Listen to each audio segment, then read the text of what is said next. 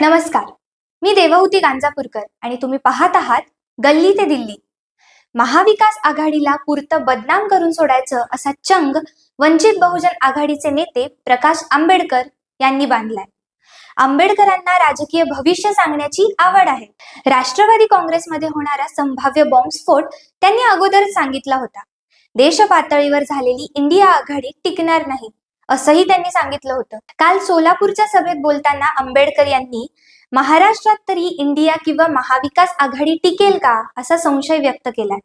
प्रकाश आंबेडकर यांच्या मनात संशय असला तरी ते महाविकास आघाडीने आपल्याला सोबत घ्यावं यासाठी निमंत्रणाची वाट पाहत आहेत.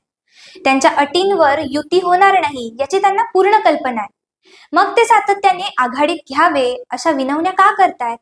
याचं कारण म्हणजे आघाडीत घेतलं नाही तर काँग्रेस, शरद पवार गट आणि उद्धव ठाकरे या सगळ्यांचे खायचे दात आणि दाखवायचे दात यात काय फरक आहे हे त्यांना सांगायचे. अपमानास्पद वागणूक मिळाली, विषयाचा प्याला प्यावा लागला तरीही भाजपाला हलवण्यासाठी तुमच्या सोबत यायला तयार आहोत असं त्यांना दाखवून द्यायचं. स्वतंत्रपणे निवडणुका लढवाव्या लागल्या तर त्यासाठी पार्श्वभूमी ते तयार करतायत.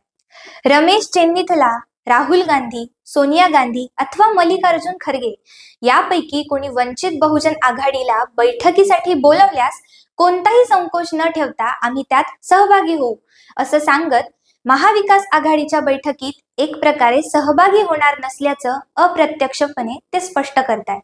नाना पटोले यांची पत्र लिहून चांगलीच खरडपट्टी त्यांनी काढली होती. असं वाटतंय की तुम्ही महाराष्ट्राच्या जनतेसोबत मनाचे खेळ खेळत आहात किंवा तुमच्या डोक्यात लोचा झालाय अशी जहरी टीका त्यांनी केली होती.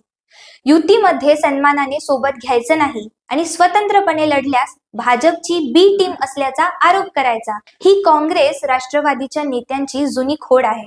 2019च्या लोकसभा निवडणुकात वंचित बहुजन आघाडीमुळे मतांचं विभाजन झालं आणि त्याचा फायदा भाजपला झाला असंही आघाडीच्या नेत्यांचं म्हणणं आहे. त्यामुळे काँग्रेस आणि राष्ट्रवादी काँग्रेसच्या नेत्यांनी वंचित बहुजन आघाडीवर भाजपची बी टीम असल्याची टीका केली होती.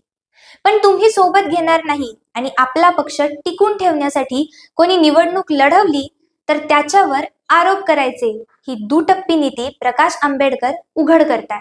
2019 मध्ये महाराष्ट्रात झालेल्या लोकसभा निवडणुकीत राज्यातील 17 मतदारसंघांमध्ये वंचित बहुजन आघाडीच्या उमेदवारांनी 80,000हून अधिक मतं घेतली.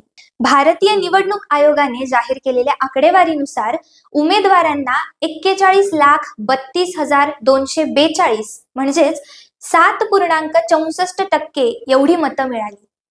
राज्यात एवढी ताकद असतानाही प्रकाश आंबेडकर यांना सोबत घ्यायचं नाही असा काही नेत्यांचा डाव असल्यानेच त्यांना अपमानास्पद वागणूक दिली जात असावी असं आता त्यांच्या कार्यकर्त्यांनाच वाटू लागले.